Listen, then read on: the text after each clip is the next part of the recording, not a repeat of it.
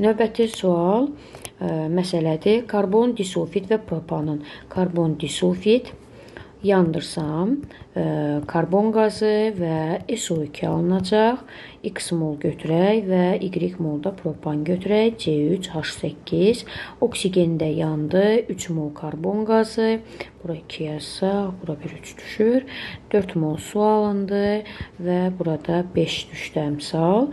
İndi əgər X molun yandırsaq, X mol karbon qazı, 2X da SO2 alınar. Y budursa, buradan da 3Y qaz alınır və 4Y də su. Qaz qarışığının reaksiya, propan tam yanma reaksiyasından sonra alınan qazların mol sayı bərabərdir.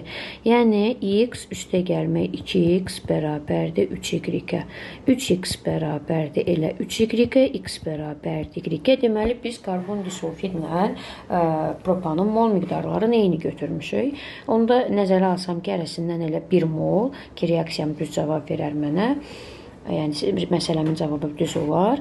1 mol karbon disulfid götürmüşük. Buradan 1 mol karbon qazı, 2 mol kükürt dioksid, 1 mol da propandan 3 mol karbon qazı. Deməli, ümumi qazımız oldu 6, 4 mol da su alındı. Cavabımız 1,5.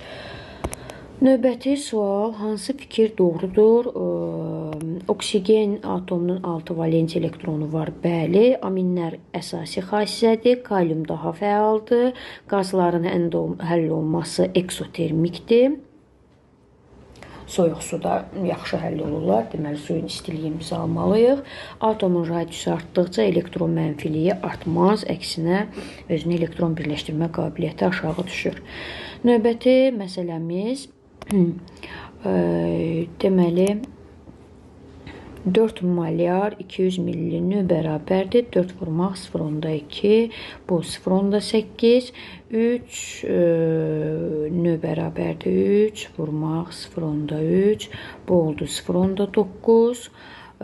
Reaksiyaların yazsaq, dəmir 3 nitratla kalium hidroksidin.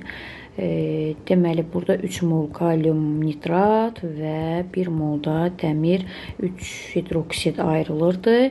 İndi, deməli, 1-in 3-ə nisbətdə reaksiya gedirsə, deməli, əgər 0,9 bizim kalium hidroksidimiz varsa, buna 0,3 mol kalium dəmir 3 nitrat sərf olunacaq. Deməli, 8 mol dəmir 3 nitratdan elə 0,8 mol dəmir ionları bundan 3 dəfə də artıq 2,4 mol da nitrat ionları ayrılardı. Nitrat ionlarının məhlulda qatılığı necə dəyişəcək? Mol miqdarı dəyişməyəcək, çünki çöküntü əmələ gətirmir. Amma məhlulumuz artıq 200 və 300. Yəni 0,5 litrdir. Ona görə də qatılığımız qalxıb olacaq 4,8. Kalium ionlarının qatılığı da sadəcə bu səbəbdən dəyişəcək. Biz 0,9-u böləcəyik 0,5-ə, bu 1,8 və gəldik sonuncu dəmir ionlarının qatılığını hesablayanda nəzərə alsaq ki, onlardan artıq 0,3-ü çöküb 0,5 bölmək 0,5 böləcək B bəndi.